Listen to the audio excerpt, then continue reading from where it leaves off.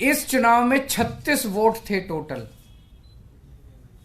BJP के, कांग्रेस के, आम आदमी पार्टी के, अकाली दल के 35 काउंसलर और एक मेंबर ऑफ पार्लियामेंट, 36 वोट थे। उन 36 वोट्स की काउंटिंग में बीजेपी वालों ने 8 वोट चोरी कर लिए। 25% वोट चोरी कर लिए 36 के अंदर। सोचो, अभी कुछ दिन के बाद देश का बड़ा चुनाव होने वाला है, उसमें 90 करोड़ वोट हैं। अगर ये 36 वोट में से 25% वोट चोरी कर सकते हैं, 90 करोड़ वोटों में ये कितने वोटों की चोरी करेंगे? सोच के भी रूह कांप उठती है, रोंगटे खड़े हो जाते हैं। सुनते तो थे कि बीजेपी वाले गड़बड़ करते हैं, सुनते तो थे कि बीजेपी वाले बदमाशी करते हैं, वोटों की चोरी करते हैं, पर कभी कभी मन खराब थी कि चंडीगढ़ के चुनाव के वक्त सीसीटीवी कैमरे लगे हुए थे और सीसीटीवी कैमरों के अंदर इनका सारा का सारा रंगे हाथों ये लोग पकड़े गए, सारा इनका कुकर्म पकड़ा गया। इससे साफ जाहिर है कि कितने बड़े स्तर के ऊपर ये वोटों की चोरी करते हैं।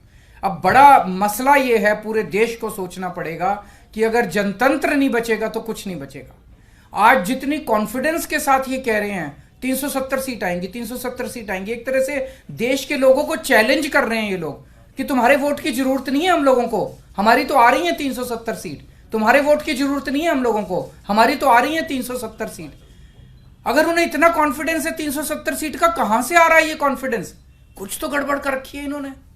और जिस देश, अगर किसी देश के अंदर चुनाव के पहले पार्टियां साफ साफ कहना चालू कर दे हमें वोट की जरूरत नहीं है, हमें लोगों की जरूरत नहीं है, उस देश के अंदर फिर जनतंत्र बहुत बड़ा खतरे में है। पूरे देश को मिलके 140 करोड़ लोगों को मिलके जनतंत्र को बचाना पड़ेगा। इससे ये भी साफ है ये लोग चुनाव जीतते नहीं हैं, ये लोग चुनाव चोरी करते हैं। आज ये पूरे प्रकरण ने, चंडीगढ़ के पूरे चुनाव ने इन लोगों को बेनकाब करके पूरे देश के अंदर बेनकाब कर दिया इन लोगों ने। दूध का दूध और पानी का पानी हो गया। मैं फिर से एक बार इंडिया गठबंधन को बहुत बहुत बधाई देता हूं और माननीय सुप्रीम कोर्ट को बहुत बहुत शुक्रिया अदा करता हूं। अगर एक दो क्वेश्चंस आपके हैं तो। 3 पार्षद भी बीजेपी में चले गए, वो भी एक बड़ी चीज है कि इनका पूरा षड्यंत्र क्या था, कि षड्यंत्र था कि हमारे अब पार्षदों को तोड़ेंगे। ये चुनाव, जैसा मैंने कहा कि पहले तो पूरी कोशिश करते हैं ईवीएम में धांधली कर दो, इसमें धांधली कर दो, किसी भी तरह से चुनाव जी, अगर हार जाएं तो फिर ये काउंसलर्स को तोड़ना चालू कर देते हैं, एमएलएस को तोड़ना चालू कर देते हैं, सरकारें गिरानी चालू कर देते हैं, ईडी लगा देते हैं, सीबीआई लगा देते हैं, पैसे की गड्डियां फेंकते हैं उनकी तरफ, सब तरह से तोड़ने की कोशिश करते हैं। ये जनतंत्र थोड़ी है।